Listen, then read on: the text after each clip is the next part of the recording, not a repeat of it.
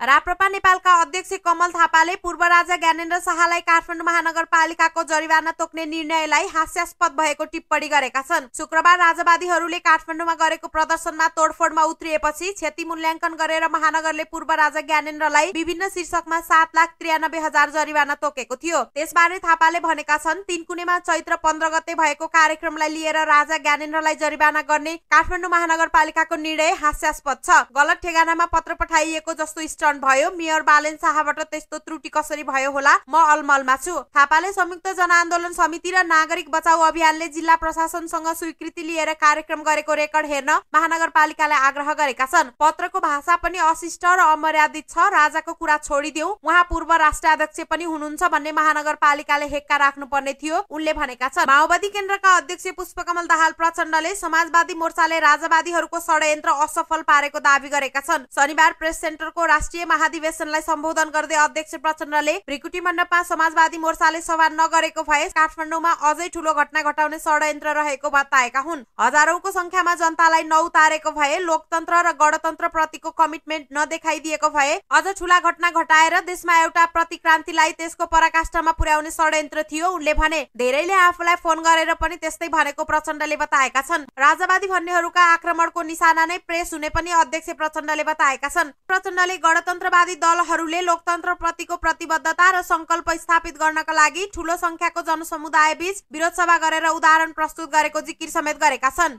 नेपाली कांग्रेसका सभापति शेरबहादुर देउवाले पूर्व राजा ज्ञानेन्द्र शाह कहिल्यै नसुध्रिने बताएका छन्। शनिबार लुम्बिनीमा नेपाली लेखक संघको 8औं महाधिवेशन उद्घाटन गर्दै देउवाले पूर्व राजा शाह कहिल्यै सुध्रने मानिस नभएको टिप्पणी गरे। पूर्व राजा ज्ञानेन्द्र कहिल्यै सुध्रदैनन्, उनी सुध्रिने मान्छे पनि होइनन्। देउवाले भने, उनी कहिले राजा बन्ने स्वभावका पनि होइनन्। सभापति देउवाले शुक्रबार पूर्व राजाको नाममा काठमाडौँमा भएको हुलहुज्जत र अराजकताले उनी कस्ता व्यक्ति हुन् भन्ने स्पष्ट पारिदिएको बताएका छन्। पूर्व राजाको नाममा शुक्रबार जसरी हुलहुज्जत र अराजकता निम्त्याउने काम भयो, त्यसले ज्ञानेन्द्र अहिले यस्तो गर्छन् भने राजा भएपछि के गर्लान् भने स्पष्ट भइसकेको छ, देउवाले भने। सभापति देउवाले शुक्रबार भएको अराजकता र हरकत क्षम्य दिने खालको नभएको बताएका छन्। देउवाले नेपाली जनता र राजनीतिक दलहरूको ठूलो त्याग र बलिदानीले मुलुकमा लोकतान्त्रिक गणतन्त्र स्थापनाका लागि नेपाली जनताले ठूलो त्याग र बलिदानी दिएका छन्। मुलुक गणतन्त्रबाट पछाडि फर्कदैन, उनले भने। राजावादीको नाममा भएका जुनसुकै हरकतले पनि गणतन्त्रलाई कुनै प्रभाव नपार्ने भन्दै कांग्रेस पनि त्यसतर्फ स्पष्ट रहेको उनले बताएका छन्।